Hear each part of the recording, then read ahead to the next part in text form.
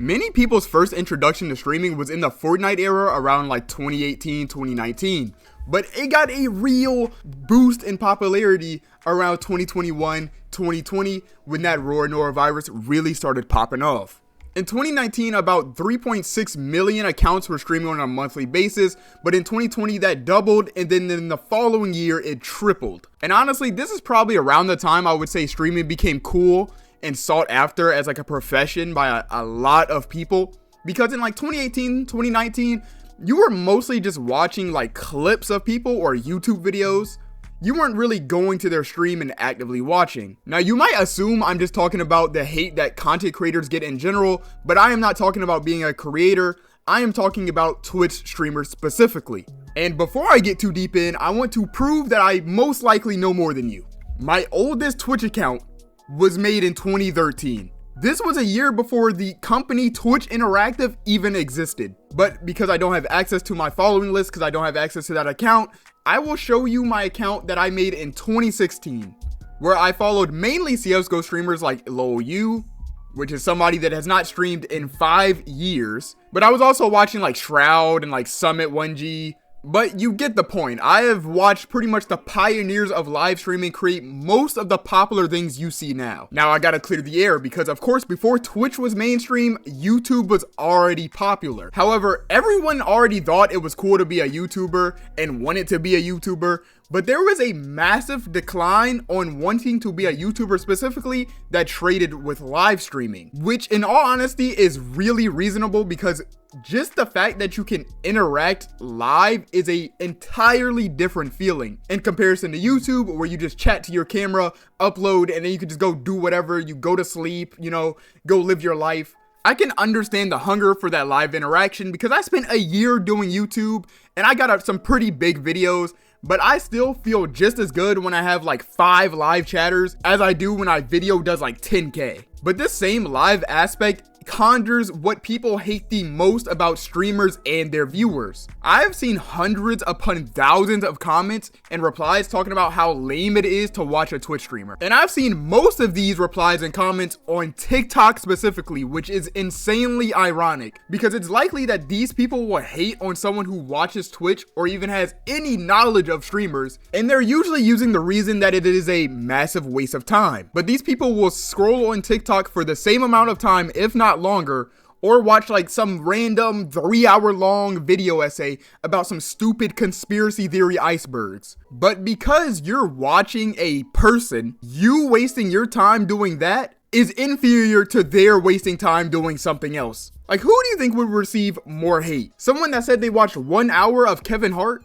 or someone that said they watched 1 hour of Blackboy Max? The answer is pretty obvious, but the problem is that they're just both entertainers. So where is the real difference? Speaking of Blackboy Max, I think he is a prime example of someone whose art just gets disrespected simply because of his profession. Every time I've seen a post about Max's music, the most common reply I see is, imagine listening to streamer music, or something very similar to that. And my first thought is always, how does being a streamer make his music any worse? But it's obvious. It's not really the music they hate. It's the fact that it came from a guy who pressed go live first. Because an easy comparison is DDG, someone who was already making music long before streaming. He was already making music on YouTube, diss tracks, all that.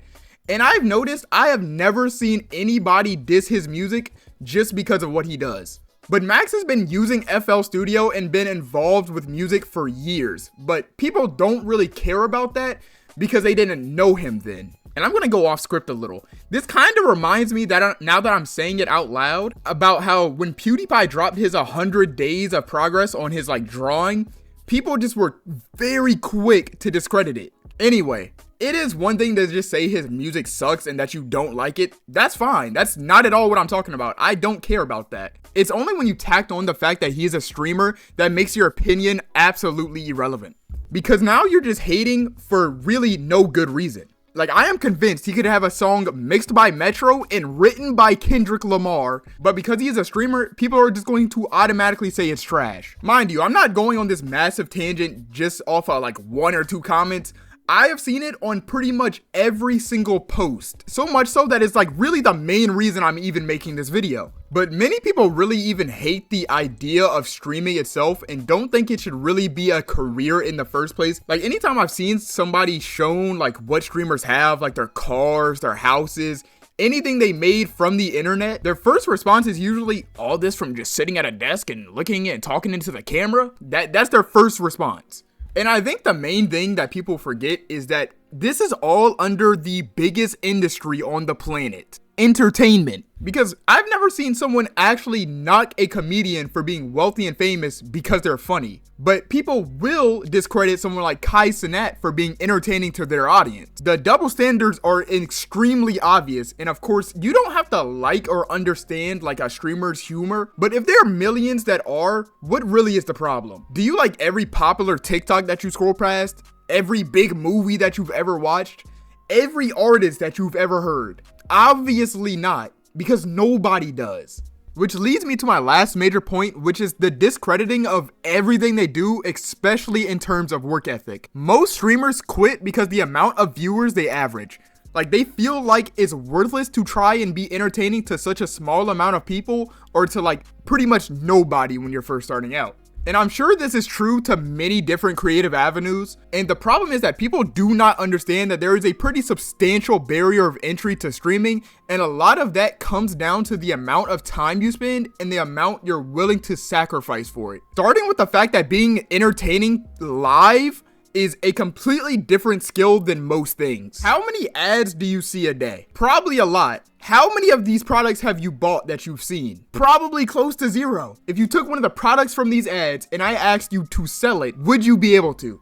Probably not. But the basis of streaming is selling yourself to other people to the point that they will use up time out of their day to come see you specifically. And a closer example of this, how many times have you heard a good song and then going to check to see if the artist has others like it or other just good music in general? Or when that happens to me a lot, you go on Twitter, you see some cool art, a cool sketch, and then you go to look to see if they have other good pieces. Whatever the case may be, a streamer will likely need many viral moments to replicate even a fraction of that interest. Getting clips is the most popular method to going viral and building your stream up now.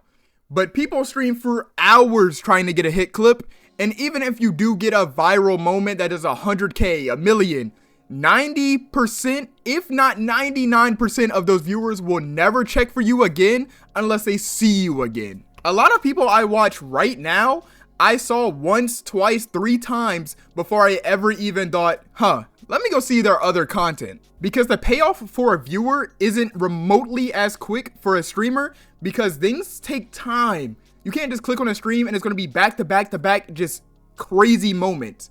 Most of the time, you're going to be waiting a decent amount, which is why many successful streamers will advise you to post a lot just to get people to simply recognize your face or the style of content you make. Once people start knowing my face well enough, I will start streaming. Now, obviously, there are millions of people who do creative things and put tons of hours in work and receive little to no recognition for it. But that's on both sides. So I'm going to try to keep it just to those who come across some success. But even beyond popularity, people don't even take streamers serious when it comes down to very important topics like health issues. Let's say an artist experiences burnout and is like, okay, I'm not putting anything out until I really feel ready, right? First response is going to be sympathy. You're going to be like, okay, I understand. I can see that. I can feel that. But if a streamer takes a break for their own health/mental, they get told that what they do is simply too easy to be stressed out over. Which I can understand. Like, it doesn't seem like the most difficult thing in the world to sit down, yap, and play games or whatever.